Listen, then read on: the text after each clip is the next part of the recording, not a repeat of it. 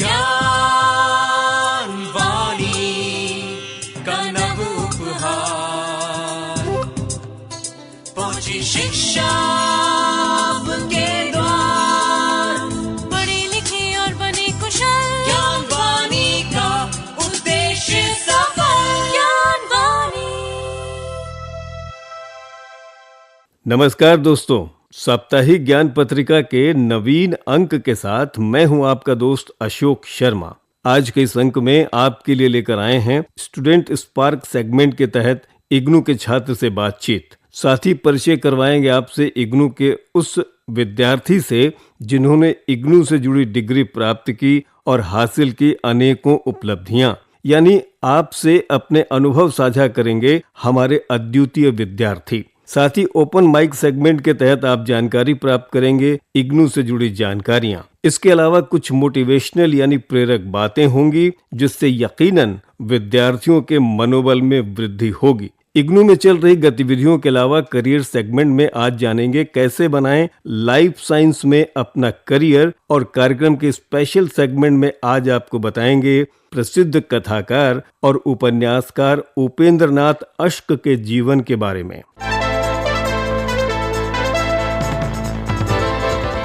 चलिए दोस्तों, कार्यक्रम की शुरुआत करते हैं स्टूडेंट स्पार्क सेगमेंट से।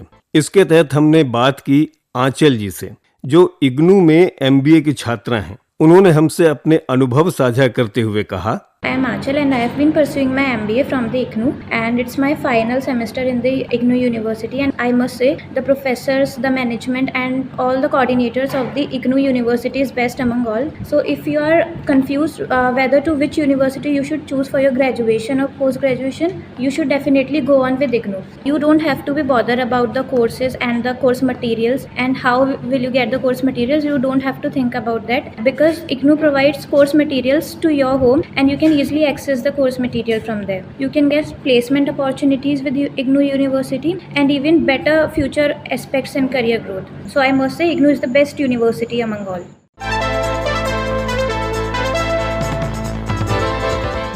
आइए दोस्तों, अब बात करें हमारे अद्वितीय विद्यार्थी सेगमेंट की। श्रोताओं, इग्नू हमेशा अपने छात्रों को बेहतर और समुचित सुविधाएं प्रदान करता है ताकि विद्यार्थी अपने करियर को एक शानदार मुकाम दे सकें। एक ऐसे ही अद्वितीय विद्यार्थी हैं बुलबुल शुहरिया। आपने मार्केटिंग मैनेजमेंट में इग्नू से एमबीए किया है। आइए सुने उनका क्या कहना है। I am Bulbul Sohoria from Assam, Jorhat. I am currently working as an assistant professor and I have studied marketing management, MBA, Masters in Business Administration in Marketing Management, and I have secured gold medal from IGNOU and I am very grateful towards IGNOU. They are providing me the opportunity to come here and take the gold medal myself, and it has been a very good journey for me that I could be a member of this largest family in kinds of enrollment, and I take this opportunity to thank IGNOU for providing the flexibility and the access 24/7 access to the study materials, which has given us the opportunity to take different subject, different courses, and I am looking forward to take another subject in coming sessions.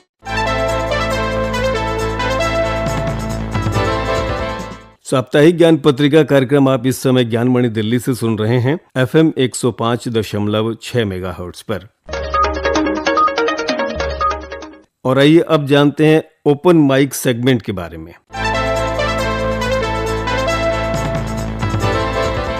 श्रोताओं, IGNOU open और दूरस्थ शिक्षा के क्षेत्र में अपनी एक अलग पहचान रखता है, जिसका उच्च शिक्षा में महत्वपूर्ण योगदान है। यह देश का सबसे बड़ा और अग्रणी विश्वविद्यालय है। देश के कई शहरों से विद्यार्थी इग्नू से जुड़कर अपना करियर बना रहे हैं और इसमें इंदिरा गांधी राष्ट्रीय मुक्त विश्वविद्यालय के रीजनल सेंटर की भूमिका भी अत्यंत सराहनीय रही है।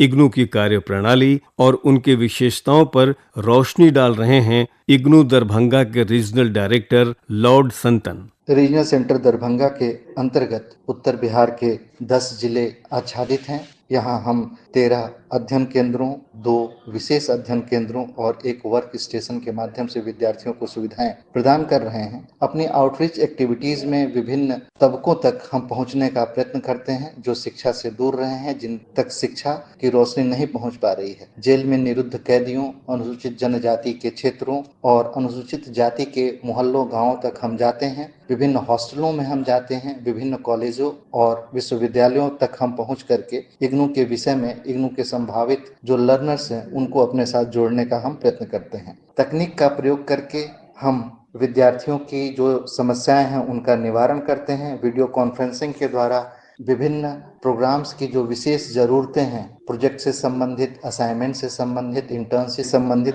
उसका हम हल करते हैं, विद्यार्थियों को मार्गदर्शन प्रदान करते हैं। यहाँ पर जिला प्रशासन की सहायता से रोजगार मेला और उद्यमिता के जो संभावित क्षेत्र हैं उसमें हम आगे बढ़ रहे हैं, उसमें प्रोत्साहित कर रहे हैं। साप्ताहिक ज्ञान पत्रिका कार्यक्रम आप इस समय ज्ञानमणि दिल्ली से सुन रहे हैं FM 105.6 मेगाहर्ट्ज पर। आइए दोस्तों, अब आपको दे दें इग्नू यानी इंदिरा गांधी राष्ट्रीय मुक्त विश्वविद्यालय से जुड़ी कुछ और महत्वपूर्ण जानकारियां।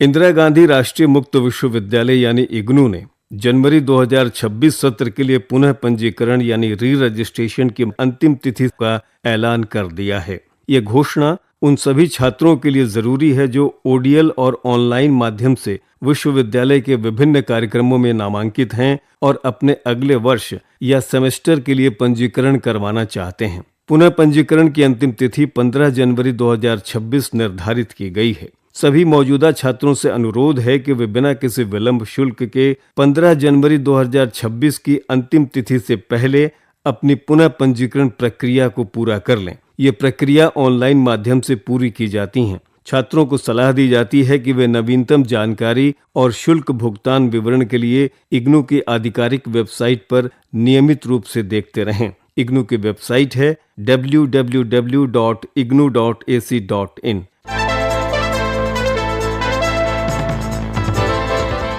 इंदिरा गांधी राष्ट्रीय मुक्त विश्वविद्यालय यानी इग्नू और भारतीय उद्योग परिसंघ CII करियर एज एकेडमी के साथ मिलकर 23 दिसंबर 2025 को एक विशाल रोजगार मेले यानी मेगा जॉब ड्राइव का आयोजन कर रहे हैं। ये नौकरी मेला MBCC EDC घिटोरनी नई दिल्ली में घिटोरनी मेट्रो स्टेशन के पास सुबह 10 बजे से शुरू होगा। इस ड्राइव में फ्रेशर्स और अनुभवी उम्मीदवारों दोनों के लिए रोजगार के अवसर उपलब्ध हैं। इग्नू के छात्रों और पूर्व छात्रों को प्राथमिकता मिलेगी। इसके अलावा नौकरी की आवश्यकता अनुसार स्नातक, डिप्लोमा धारक भी भाग ले सकते हैं। उम्मीदवारों में अच्छा संचार और बुनियादी कंप्यूटर कौशल होना जरूरी है। ये जॉब ड्राइव कई क्षेत्रों में अवसर प्रदान करेगी, जिनमें शामिल हैं ग्राहक सेवा, बिक्री, तकनीकी सहायता, अंतर्राष्ट्रीय वॉइस रोल, बैंकिंग और बीमा सहायता, सॉफ्टवेयर बिक्री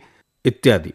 इच्छुक उम्मीदवारों को वॉकिंग इंटरव्यू के लिए जरूरी दस्तावेज लाना अनिवार्य है, जैसे अपडेट CV, सरकारी पहचान पत्र, 2 पासपोर्ट साइज की फोटो और शिक्षा और अनुभव के दस्तावेज। अधिक जानकारी के लिए इग्नू की वेबसाइट विजिट करिए www.ignu.ac.in।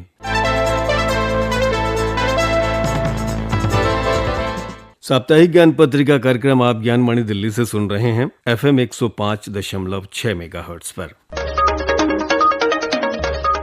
श्रोताओं, कार्यक्रम में आगे है मोटिवेशनल थॉट।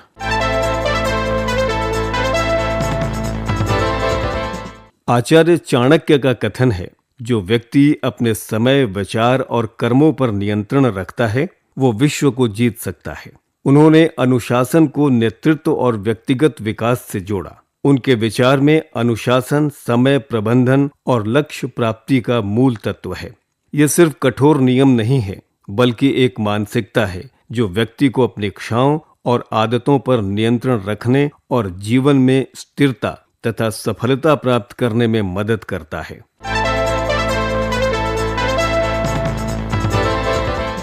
श्रोताओं, करियर सेगमेंट में आज हम आपको जानकारी देंगे कैसे बनाया जा सकता है लाइफ साइंस में अपना करियर।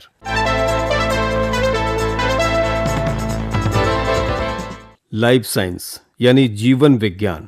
इसमें सभी जीव जंतुओं, पौधों और सूक्ष्म जीवों का अध्ययन शामिल है। इसमें biology, botany, zoology, microbiology, biotechnology, biochemistry, genetics और बायोफिजिक्स जैसे कई विषय शामिल हैं। करियर बनाने के लिए आपकी शुरुआती पढ़ाई साइंस स्ट्रीम, खासकर फिजिक्स, केमिस्ट्री, बायोलॉजी या पीसीएमबी से होनी चाहिए। स्नातक डिग्री के लिए अपनी रुचि के आधार पर किसी विशिष्ट क्षेत्र में 3 या 4 साल की डिग्री हासिल कर सकते हैं। विशेषज्ञता हासिल करने और बेहतर करियर के लिए मास्टर डिग्री यानी एमएससी या एमटेक आवश्यक है। यदि आपकी रुचि रिसर्च और अकादमिक शिक्षण में है तो डॉक्टरेट की डिग्री यानी पीएचडी अनिवार्य है। लाइफ साइंस बहुत व्यापक है। आपको अपनी रुचि के अनुसार एक उप क्षेत्र चुनना होगा, जैसे जेनेटिक्स, मरीन बायोलॉजी या फार्माकोलॉजी। अपनी पढ़ाई पूरी करने के बाद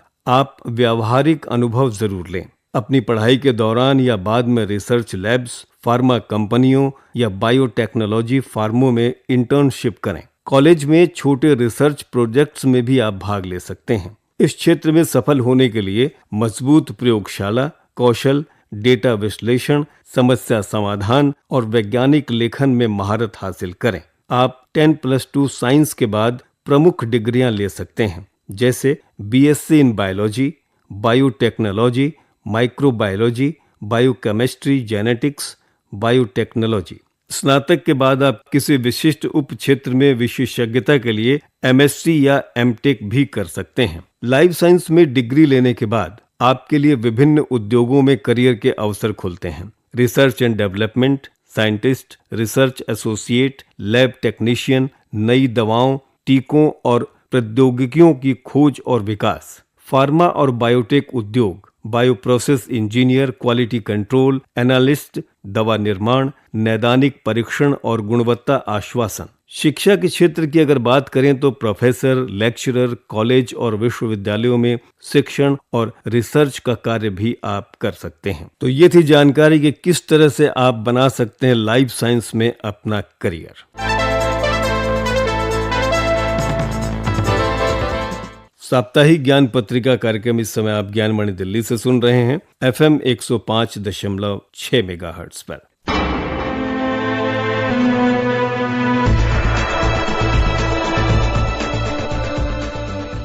क्या आप जानते हैं भारत संसार का सबसे बड़ा लोकतांत्रिक देश है। ये विश्व का 7वां विशाल देश है तथा प्राचीन सभ्यताओं में से एक है।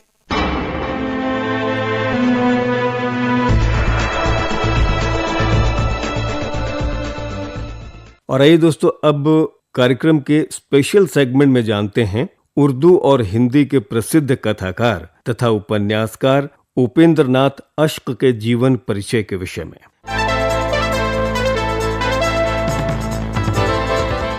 उपेंद्र नाथ अश्क हिंदी उर्दू साहित्य के एक विख्यात और बहुमुखी लेखक थे, जिन्होंने उपन्यास, कहानी, नाटक, कविता, संस्मरण और आलोचना जैसी लगभग सभी विधाओं में 100 से अधिक पुस्तकें लिखीं। इनका जन्म 14 दिसंबर 1910 को जालंधर, पंजाब में हुआ।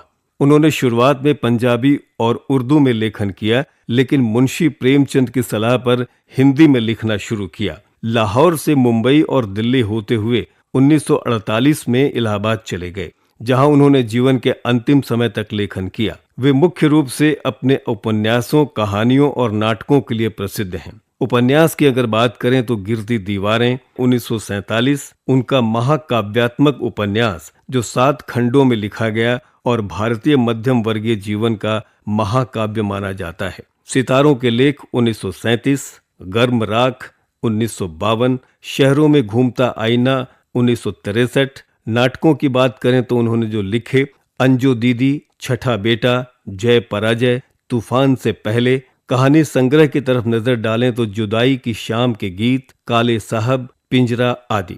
संगीत नाटक अकादमी पुरस्कार 1965 में इनको मिला। हिंदी नाटककार के रूप में ये पुरस्कार पाने वाले वे पहले व्यक्ति थे। सोवियत लैंड नेहरू पुरस्कार 1972 में और इकबाल सम्मान आपको 1996 में प्राप्त हुआ। स्पेशल सेगमेंट के तहत आज हमने जाना उर्दू और हिंदी के प्रसिद्ध कथाकार तथा उपन्यासकार उपेंद्र नाथ अश्क के जीवन के बारे में।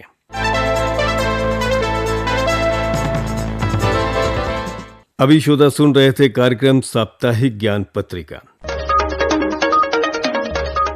कार्यक्रम में तकनीकी सहयोग रहा जयप्रकाश का, स्वर एवं आलेख अशोक शर्मा का, संपादन किया सदन लाल ने और कार्यक्रम के प्रस्तुतकर्ता थे गजेंद्र दिवाकर। दोस्तों, अगली कड़ी लेकर आपकी सेवा में फिर उपस्थित होंगे। तब तक के लिए अपने दोस्त अशोक शर्मा को दीजिए अनुमति। नमस्कार। ज्ञान वाणी का नव उपहार, पहुंची शिक्षा